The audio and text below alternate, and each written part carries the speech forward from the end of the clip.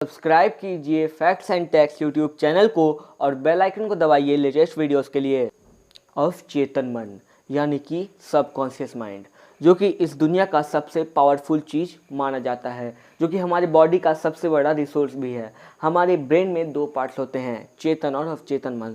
इसी अजूबे के बारे में आज मैं आपको अपने इस वीडियो में बताऊंगा, तो वीडियो को लास्ट तक जरूर देखिएगा। नमस्कार दोस्तों, आपका स्वागत है आपके अपने YouTube channel facts and tax में। आइए जानते हैं हमारे उस सबसे बड़े रिसोर्स के बारे में। चलिए शुरू करते हैं।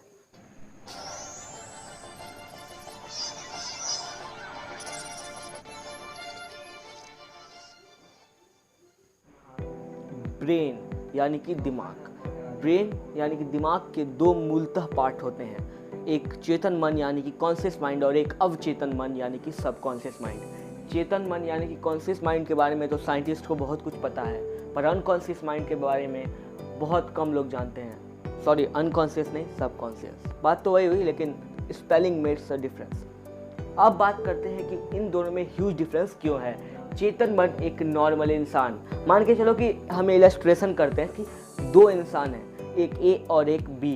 ए एक आम इंसान है और बी जीनियस इंसान है, तो ए को आप कॉन्शियस माइंड मान लो और बी को सबकॉन्शियस माइंड। इन दोनों में काफ़ी डिफरेंस इसलिए है क्योंकि ये फैक्टर्स दोनों को डिटरमाइन करते हैं। सबसे पहले चेतन मन यानी कि कॉन्शियस माइंड। कॉन्शियस माइंड जो होता है वो रियल वर्ल्ड में जीता है, ना कि वर्चुअल वर्ल्ड में। उसे पता है क्या सही और क्या गलत, क्या कब करना चाहिए, कैसे करना चाहिए, क्यों करना चाहिए। ये सारी बातें सिर्फ नॉर्मल माइंड के लिए, यानी कि बस हमारे वही 0 पॉइंट कुछ % जिसे हम यूज करते हैं। सब आइंस्टीन थोड़े है जो अपने ब्रेन का 13% यूज करेंगे। लेकिन इस वीडियो का जो टाइटल है सबकॉन्शियस माइंड, अब हम उस पर बात करते हैं।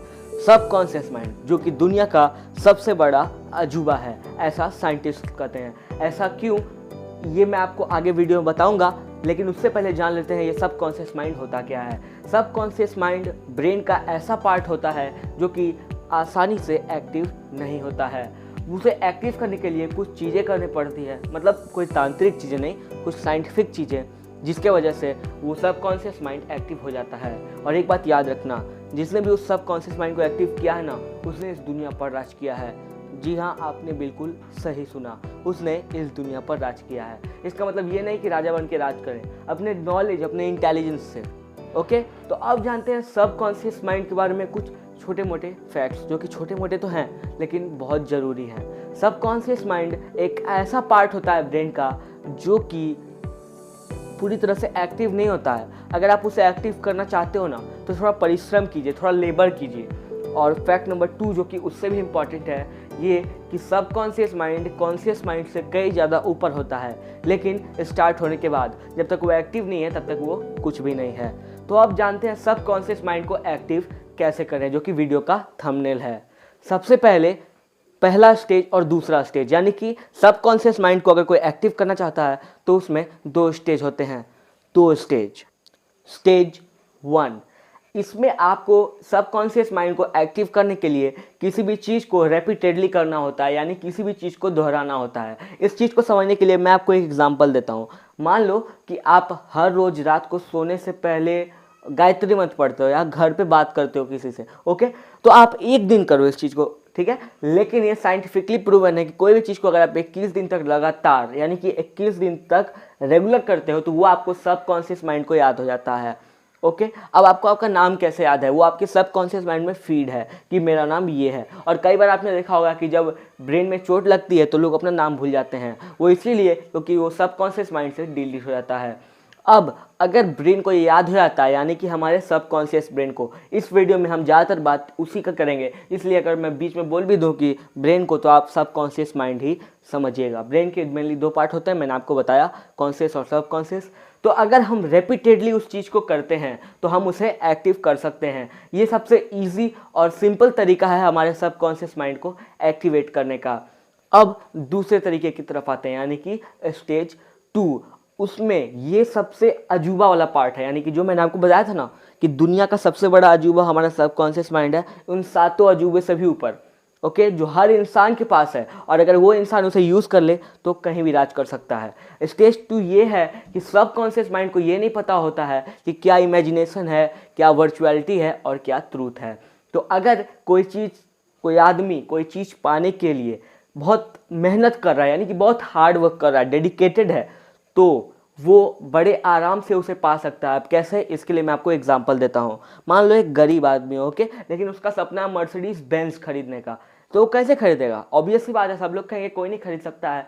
पर अगर मैं कहूँ कि वो खरीद सकता है तो आप कहेंगे मैं सनज्ञा हूँ, वो एकदम उसे नहीं खरीद सकता।